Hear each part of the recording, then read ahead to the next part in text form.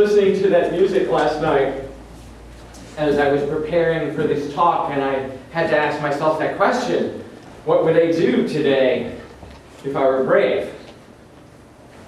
And the answer came as clear as day, and I said, oh no, that can't be the right answer. But the answer, I asked it again: what would I do today if I were brave? And the answer came again: is you'd get up and talk tomorrow without notes.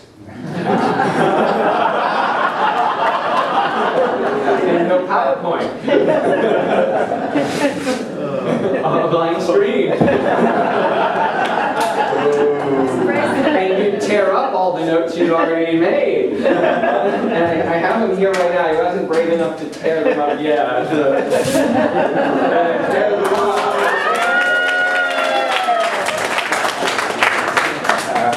And they talk. Just talk. If this was a real candle, I'd set it all on fire. Breathe. Scary. On the tightrope of life, right? So today's lesson is the law of non-resistance. The law of non-resistance. From the book we've been studying, Discover the Power Within You. Discover the power within you, right? How often we can see the power outside of ourselves. That person that did something to us, that government that's doing this, that evil one out in the world, that disease that's running amok on the planet and has so many people in fear. How about fear itself? How about fear itself? Is that a power we grant to things outside of ourselves? Right? Fear of others. Fear of what might happen. Fear of what is. Today's talk is the law of non-resistance. So I got the privilege, the honor, the unexpected delight of living this talk all morning. Right? Got a text first thing in the morning, somebody's sick. Got a text 2 minutes later, somebody else isn't going to be here. Got a text when I got here, something else went wrong.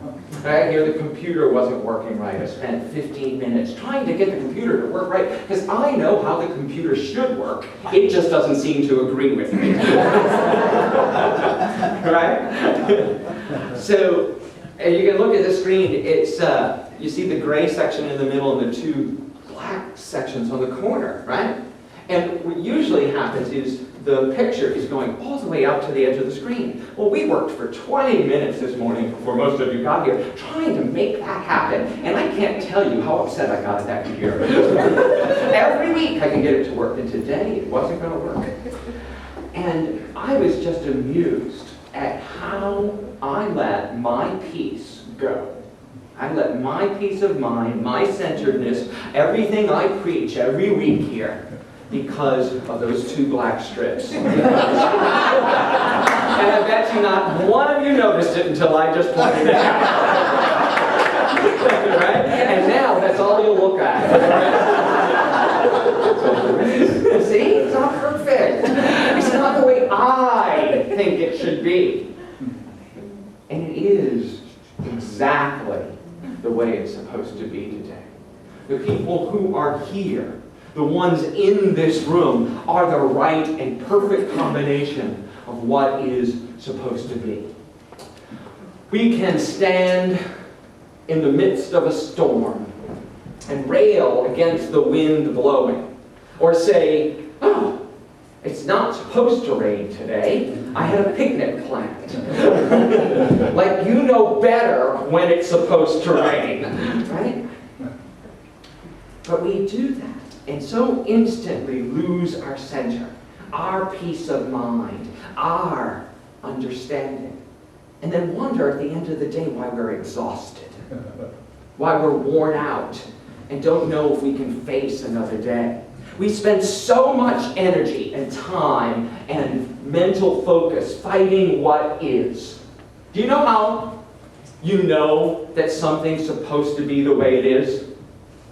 Anybody? Because it is. Because it's right there in front of you.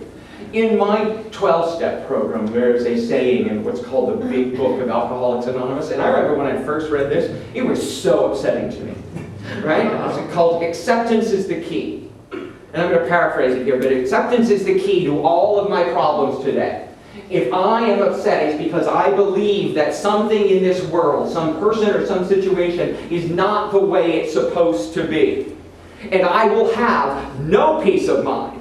I will have no calmness. I will have no love and joy in my life unless I accept that that thing is exactly the way it's supposed to be.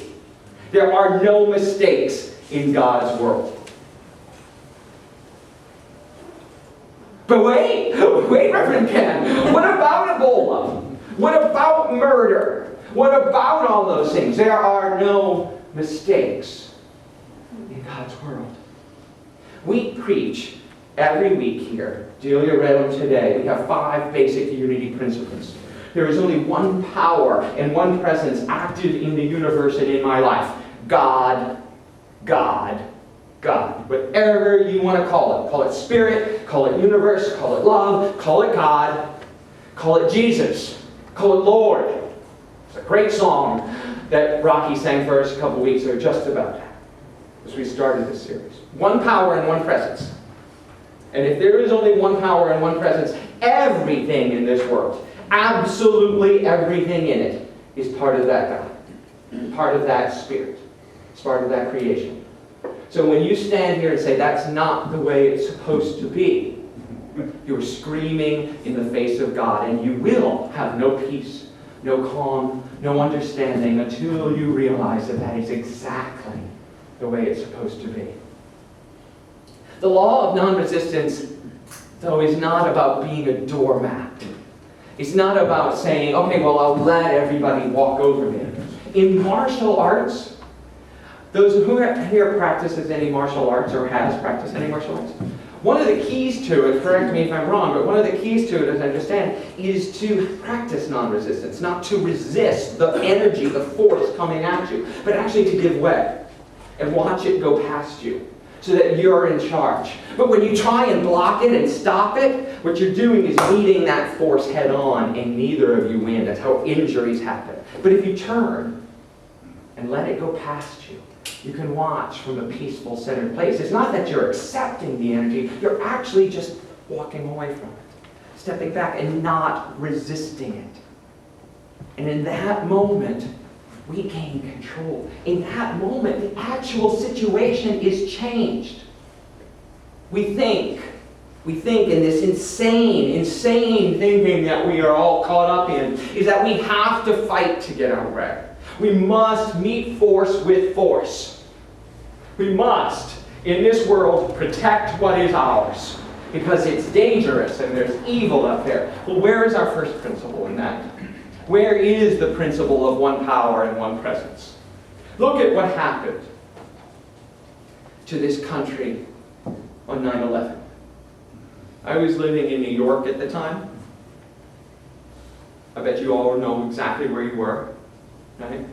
Exactly where you were, and probably where all of your family members were at that moment too. Right? Because my phone started ringing off the hook because my sister-in-law was visiting in town, and she was supposed to go to the top of the World Trade Center that morning.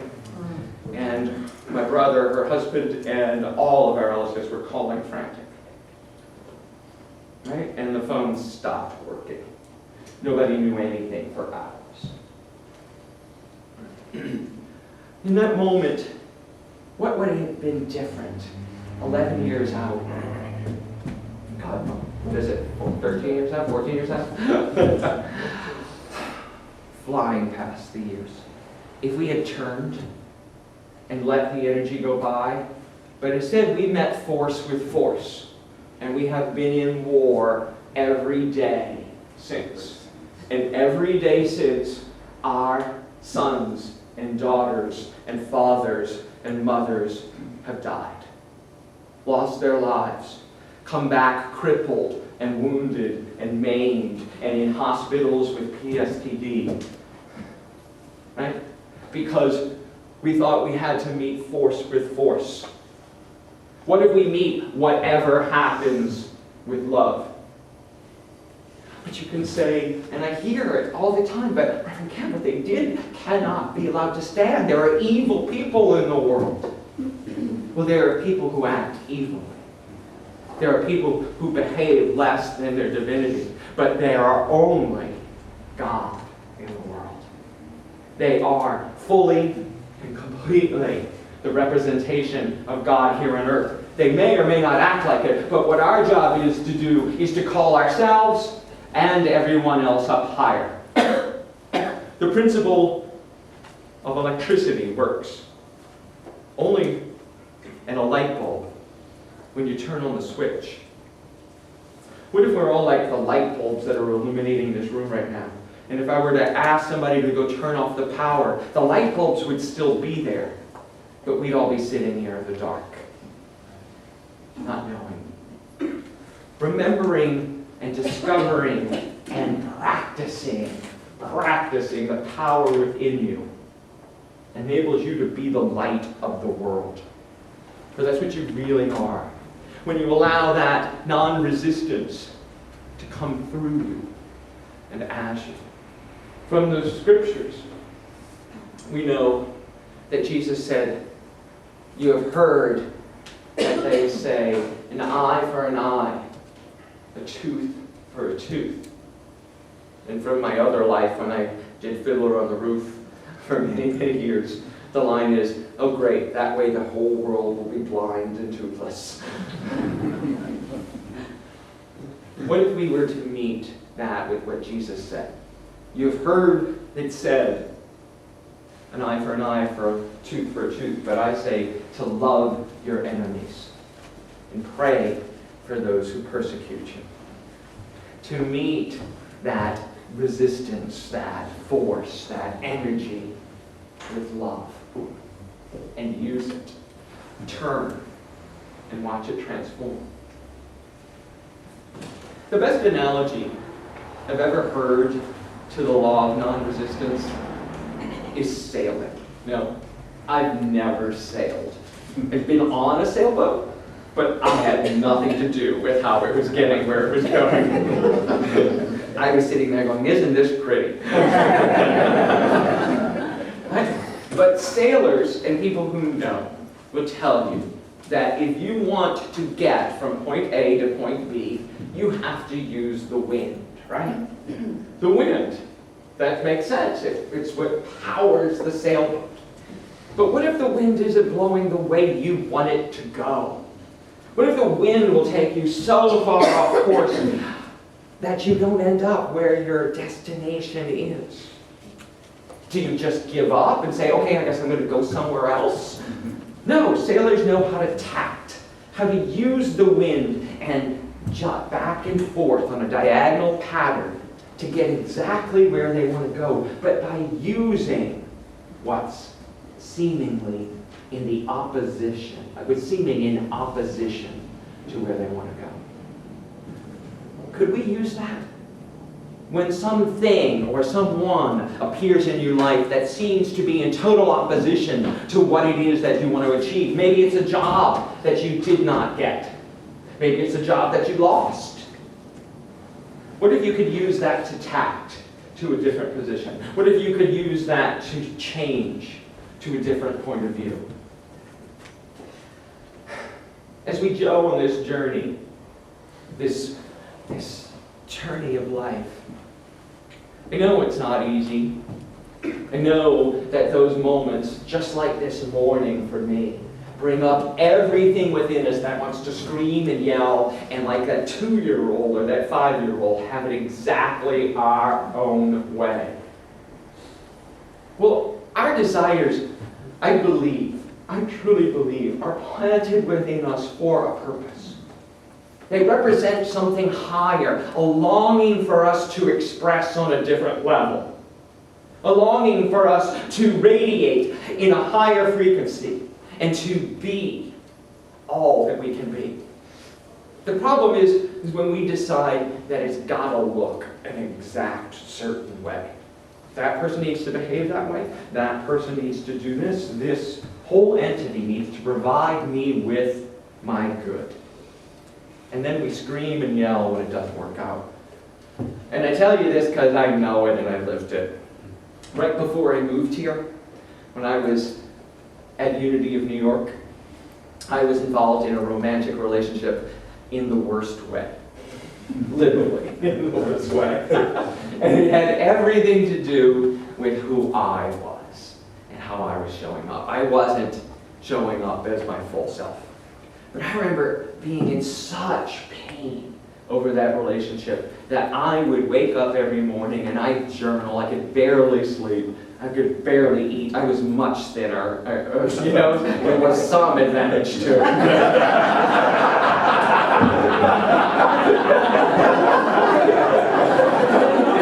I call this my happy weight.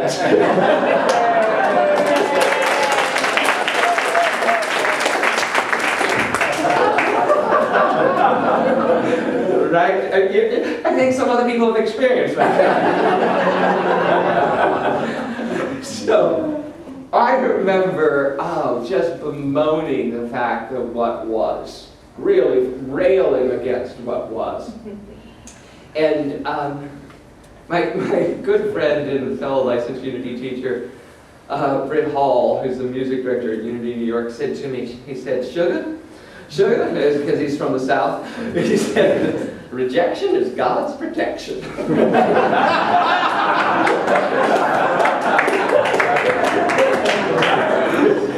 And I'm here to tell you that 8 years later, boy, is that true. Oh my God, what a bullet I dodged. But I couldn't do it for myself in that moment, right? My best thinking would have told you all that relationship was my best. That relationship was my highest. And that relationship would get me what I needed. My best thinking got me into the rooms of AA, which today I'm extremely grateful for. My best thinking would have had me in that dysfunctional relationship. My best thinking would have had me in a lot of situations that don't serve me. Because I was able to finally open my hands and release and stop resisting what was. I went out to dinner one Friday evening with a friend, right? And I sat there at the table and cried and told him my tale of woe.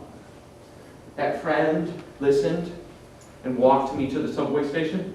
That friend held my hand and told me that it was all going to be okay.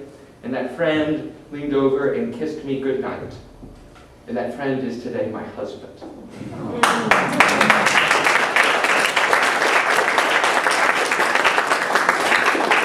And my life changed because I didn't resist the good that was right in front of me, even though it wasn't the package I thought it was supposed to come in. And it was there all along. It was always there. It was always there, and it always had my highest and my best in mind. That is the law of non-resistance.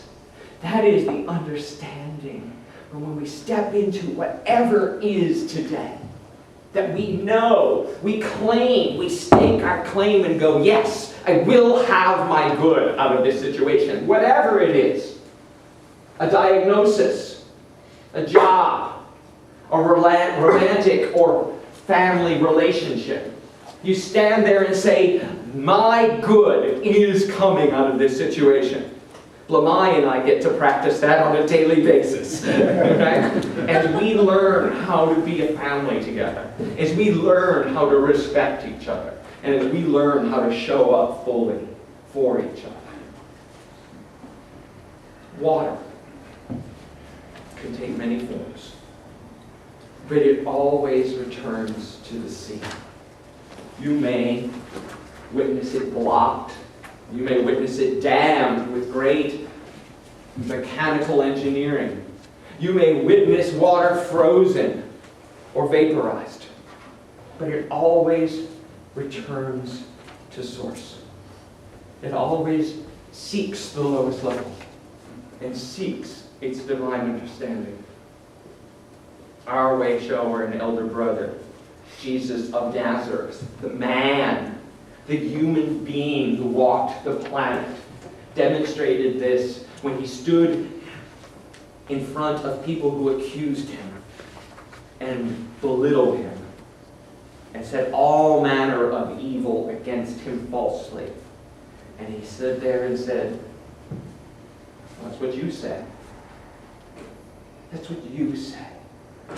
When we can stand in our own understanding, when we can stand solid in our own and stake our claim, it's easy to pivot and go yes or no, but not be caught up in the energy of fighting.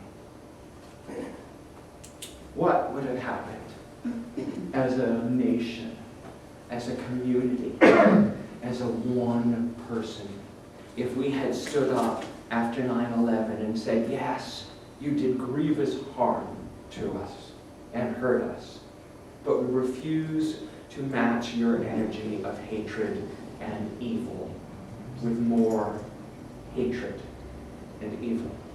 What if we had stood up and said, we will only love you? What can we do to make this better? What can we do to say we are all one? What can we do to make true the statement that we are all brothers and sisters in God? No Arab, Muslim, no gay and straight, no black, no white, no male and female, but only one.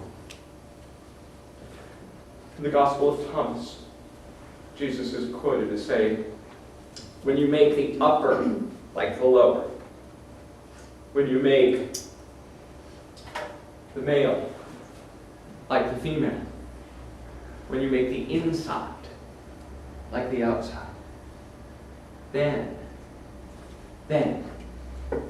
you will enter the kingdom of heaven. Then we enter the kingdom of heaven. It is not a destination that is anywhere outside of ourselves. And it is not a destination that is anywhere in the future. It is in this present moment, right here and right now, when we let go of us and them, when we let go of right and wrong, and we love what is. Let's take this. Let's take this energy and this understanding to our time of meditation. I invite you to get comfortable in your seats, to let the floor hold you, right? To let the chair support you, your back, your butt. And the words will come up on the screen, and I invite you, as you're ready, to sing with us, ignoring those two huge black marks on the side of the screen. Embracing them. When I pray, I feel my heart go deeper, my heart go deeper into my God. When I pray, I feel my heart go deeper, my heart go deeper into my God. Right here, right now, right where I am,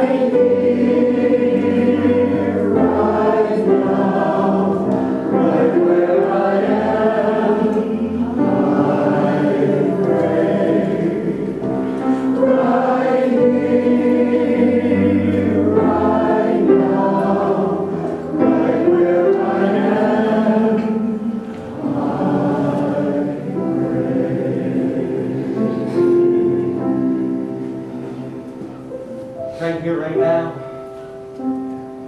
I invite you not to fight what is.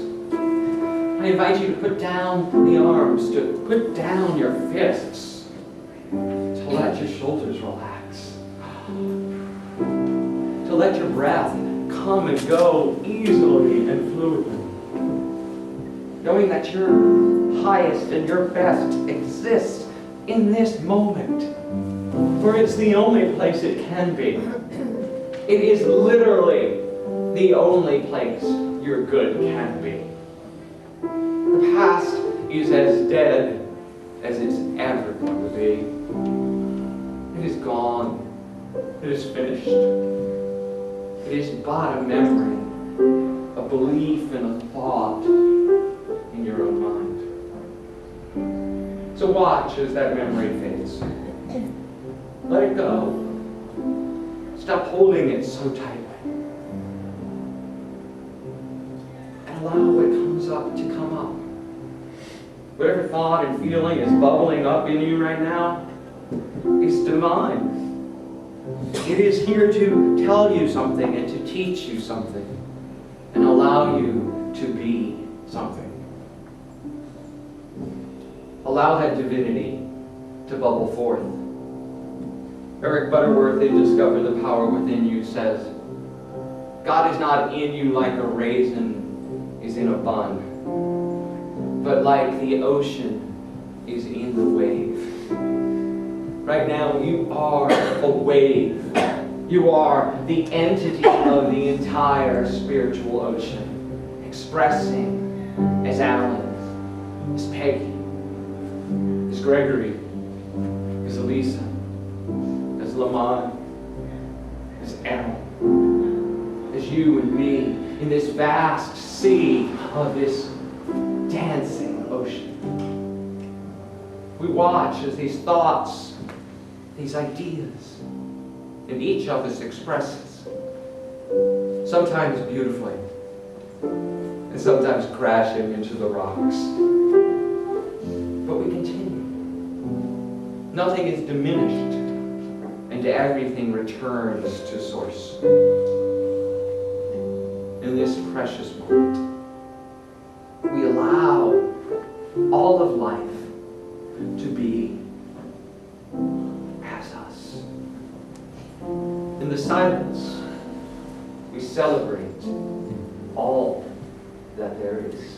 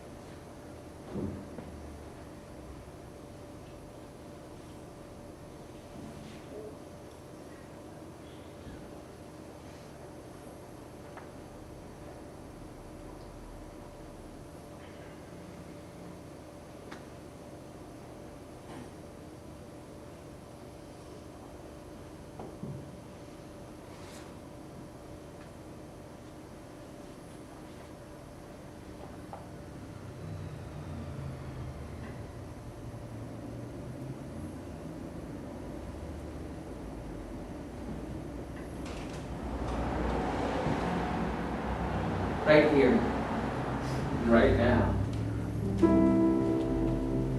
right where I am. I feel my soul go deeper and higher. I feel my love grow right here and right now. When I pray, I feel my love go deeper, my